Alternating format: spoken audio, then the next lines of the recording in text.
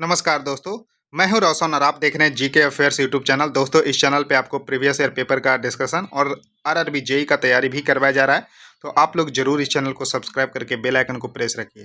दोस्तों, हम RRB JE में मेडिकल के बारे में यहाँ पर हम डिस्कस करेंगे कि किस तरह से जो है यहाँ पर मेडिकल होता है और क्या क्या रिक्वायरमेंट होती है मेडिकल जो है फिट होने के लिए। तो देखिए, आरआरबी के ऑफिशियल जो है एडवर्टाइजमेंट से ही हमने लिया है, जिसमें मेडिकल स्टैंडर्ड के नाम से जो है यहाँ पर पॉइंट दिया हुआ है, जिसमें candidate call for the DV will have to pass medical fitness test. तो मेडिकल फिटनेस टेस्ट बहुत ही इंपॉर्टेंट होता है।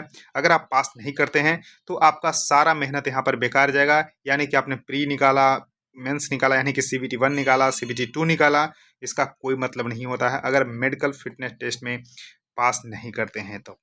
और ये जो है आपको रेलवे एडमिनिस्ट्रेशन के द्वारा जो है चेक किया जाता है कि आप मेडिकली फिट हैं या नहीं। तो इस तरह से आपको ध्यान रख लेना है। तो इसमें बेसिकली जो है 4 कैटेगरी में बांटा गया है मेडिकल फिटनेस को। और 4 कैटेगरी कौन कौन है और उसमें क्या क्या ज़रूरत होती है, तो सभी को एक एक करके हम डिस्कस कर लेते हैं। तो देखिए, सबसे हाई स्टैंडर्ड लेवल का आरआरबी जेई में अगर मेडिकल फिटनेस है तो वो है A3 लेवल का। जी हाँ, मेडिकल स्टैंडर्ड A3 है, यानी कि आप जो है सभी पोस्टों के लिए एलिजिबल्स हैं। मेडिकली जो है आप सभी पोस्टों के लिए एलिजिबल्स हैं, जिसमें आपको देखिए फिजिकली फिट तो आपको सभी में, यानी कि चारों कैटेगरी में आपको फिजिकली फिट होना होगा। यानी कि जो इसमें वेट होता है, उसके बाद आपको एक्सरे टेस्ट होता है, यानी कि चेस्ट का होता है, उसके बाद यूरिन टेस्ट होता है।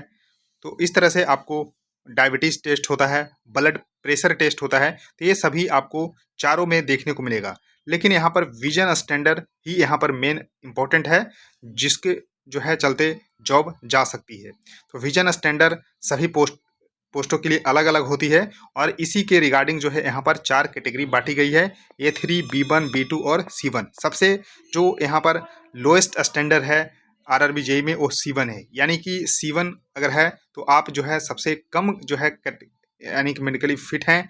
और इसके लिए जो है कुछ लिमिटेड पोस्ट हैं, तो उसके बारे में वीडियो हम अलग बनाएंगे कि आपको जो है अगर C1 मेडिकली है तो किस किस जोन से अप्लाई कर सकते हैं और कितनी सीटें हैं। तो देखिए, अगर A3 अगर मेडिकल में आना है तो इसके लिए आपको डिस्टेंस विजन जो है 6/9 और 6/9, यानी कि दोनों आंखें जो है 6/9 और 6/9 होनी चाहिए। और देखिए, लोग पूछते हैं कि चश्मा हम लगा सकते हैं या नहीं। जी हाँ, अगर चश्मा है तब भी कोई दिक्कत नहीं है आरआरबी जेई को फॉर्म भरने में। तो यहाँ पर 6/9 विद और विदाउट ग्लासेस होना चाहिए। और जो चश्मे हैं उसकी पावर जो है लेंस का, वो 2 डायोप्टर से ज़्यादा नहीं होना चाहिए। जी हाँ, power of the lenses not to exceed 2 dioptre. तो 2 डायोप्टर से ज़्यादा नहीं होना चाहिए। पहला है डिस्टेंस विजन, दूसरा देखिए है नियर विजन। तो देखिए, नियर विजन जो है आपको 0.6 और 0.6 का होना चाहिए दोनों आंखों के, और विथ और विदाउट ग्लासेस। तो ये भी आपको जो है क्लियर है। उसके देखिए तीसरा इंपॉर्टेंट है, जिसमें must pass test for the colour vision. अब देखिए, कलर विजन जो है किस तरह से आपका चेक किया जाता है, तो इसके लिए दोस्तों एक इशिहारा बुक होता है। जी हाँ, इस तरह से देखिए, इशिहारा कलर पैलेट टेस्ट, इस तरह से एक बुक होता है। इसमें देखिए कुछ कुछ लिखा होता है और वही आपको जो है पढ़ना होता है। जी हाँ, आपको पढ़ना होता है। तो इस तरह से आपको ध्यान रखना है। तो ये होती है कलर विजन टेस्ट। तो एक इशिहारा जो है कलर पैलेट टेस्ट होता है। तो यही आपको समझ में आ गया होगा कि इस तरह से आपको, यानी कि अगर इसको नहीं पढ़ पाते हैं यानी कि कलर ब्लाइंडनेस है आप, तो इस तरह से आपको कलर विजन टेस्ट होगा। उसका देखिए बाइनोकुलर विजन टेस्ट होता है। तो ये भी इंपॉर्टेंट है। बाइनोकुलर विजन टेस्ट में क्या होता है, देखिए हमारी 2 आंखें हैं, तो इस तरह से क्या होता है कि हमारा ब्रेन से सूचना मिलती है और 2 आंख है, लेकिन फोटो बनती है एक। जी हाँ, फोटो बनती है एक। क्या आपने देखा है कि एक ही चीज़ के 2 जो है आपको फोटो बन रही है आपके जो है आंखों के सामने? नहीं। अगर 2 फोटो बन रही है तो आपका बाइनोकुलर यहाँ पर विजन में यहाँ पर है। तो बाइनोकुलर विजन होने के कारण क्या होता है कि आप जो है वास्तविक जो है दूरी नहीं देख पाते हैं, आपके सामने एक वर्चुअल इमेज बन जाती है। तो इस तरह से जो है दिक्कत आ सकती है। तो इस वजह से जो है बाइनोकुलर विजन टेस्ट होता है कि एक ही इमेज बन रहा है दोनों आंखों का कि नहीं। तो इस तरह से थोड़ा सा इसको ध्यान रखिएगा। देखिए, इसको फिगर के माध्यम से आपको समझाने का कोशिश करते हैं। तो देखिए, इस तरह से जो है यहाँ पर जो है एक ही इमेज जो है बनना चाहिए, लेकिन यहाँ पर जो है 2 इमेज बन रही है। तो इस तरह से थोड़ा सा इसको ध्यान रखिएगा। उसके बाद देखिए नेक्स्ट आपको टेस्ट जो इसमें इंक्लूड है, वो देखिए है नाइट विजन टेस्ट। इसमें क्या है, आपको नाइट का इन्वायरमेंट यहाँ पर बनाया जाएगा, यानी कि बल्ब जो है बंद करके अलग अलग लाइट जो है आपको दिखाई जाएगी कि आपको रात को, किसी को होता है कि रात को जो है हरी लाइट नहीं दिखती है, किसी को ला, तो इस तरह से आपको नाइट विजन टेस्ट यहाँ पर किया जाता है। और एक होता है मेजोपिक विजन टेस्ट। तो देखिए मेजोपिक विजन टेस्ट में क्या होता है कि आपको डिफरेंट एंगल पे जो है, किसी को क्या होता है कि एक जो है एंगल में ही चीज़ें दिखती है, तो कितना जो है आपको इस तरह से जो है एंगल पे दिखता है, ये मेजोपिक विजन टेस्ट होता है। तो ये आपको समझ में आ गया होगा। अब देखिए अगर इतना आप क्या क्लियर है तो आप A3 जो है मेडिकल आपको मिल जाएगी, तो इस तरह से ध्यान रखिएगा। अब देखिए उसके बाद B1 मेडिकल अगर होते हैं तो देखिए फिजिकली फिट तो सभी में जैसा कि मैंने बताया सेम है।